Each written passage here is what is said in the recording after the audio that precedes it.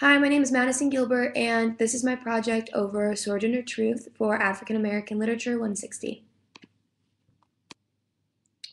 Sojourner was born to a wealthy Dutch master where, unfortunately, she was taken from her parents and then sold to slave owners, where she encountered lots of discipline, which led to her getting beat a lot.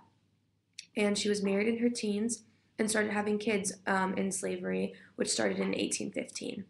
And she was able to take one of her children, Sophia, in 1826 when she left her final master.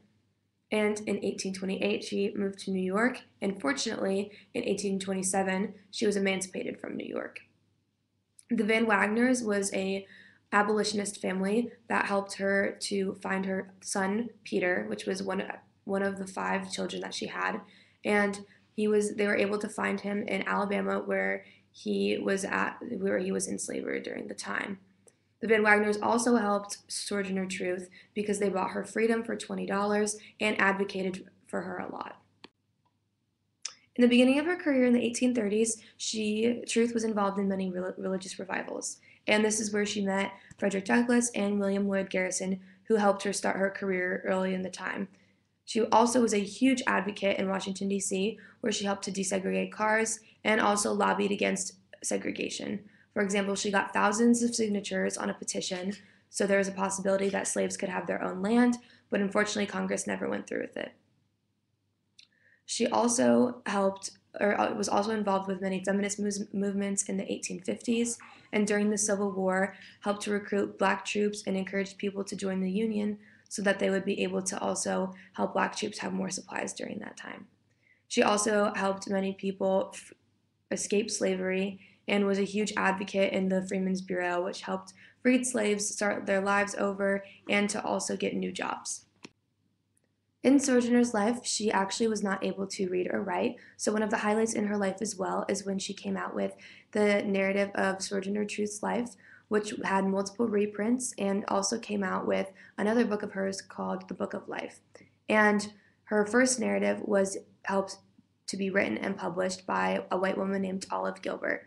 And the Book of Life was also published by someone else who helped her to write it since she could not read or write, as I stated before. And the Book of Life was just newspaper accounts of her during that time and tributes from her friends.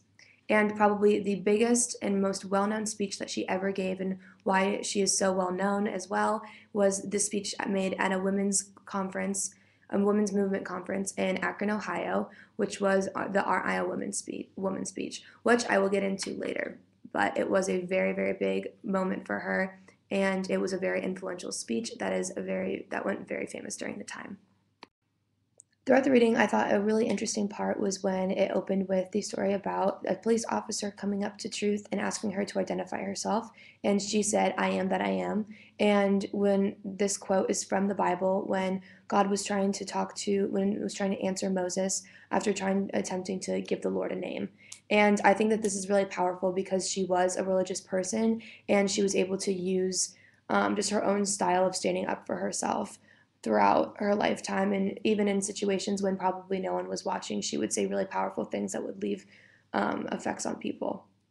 Another really interesting part of the reading, I thought, was when they talked about the meaning behind her name when she changed it from Isabella to Sojourner, which was to represent her spiritual self and how she has come to love the Bible and be a Christian, and then how she also is speaking the truth, and that's what God put her on, and that's what she says that God put her on this earth to do. Another highlight she had was when she had conversations with Abraham Lincoln about the Civil War and about slavery as well. Throughout Sojourner's career, the most influential thing she did was when she gave the Aren't I Women speech in a women's conference where she spoke about gender and racial issues, and this was spoken at in Ohio.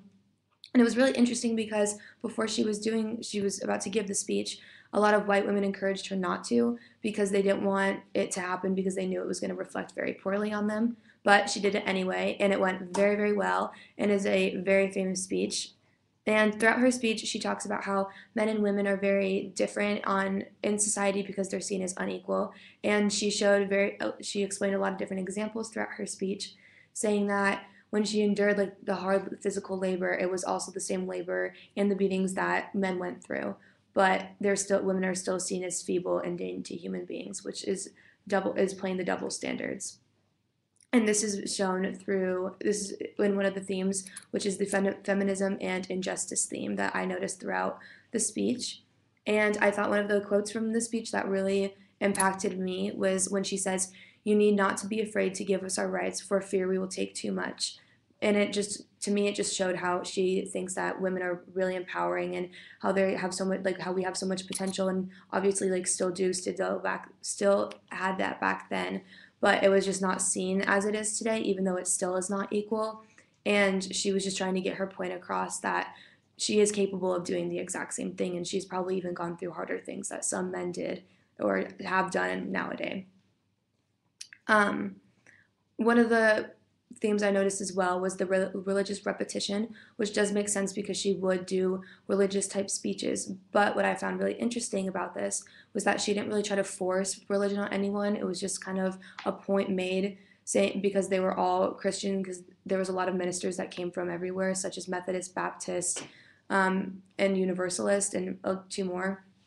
And it just showed how she was talking about how the Bible views how they don't believe that men and women are equal, and how the Bible shows that a woman is the one who helped create this earth in the beginning. And another theme I noticed was, as I said before, just the injustice, and how she explains that there is a lot of double standards going on, and how also the double standards exist between white women and black women. How black women were seen back then to do very hard and long physical labor, and white women were just seen to maybe go home and spend time with their children and raise them and cook and clean. And for the last one, feminism and slavery, I noticed how there's just a lot of like depicting women as just very dainty and feeble like human beings, and how they just cannot do as much as men. So I know I said that before, but it was just repeated a lot throughout it, and I knew that made one of her strong points throughout her speech. And this is just my last slide with my works cited on it from the pictures I used and the information I got as well. So thank you for listening, and hopefully there was a little bit more insightful information on Sojourner Truth and the life that she had.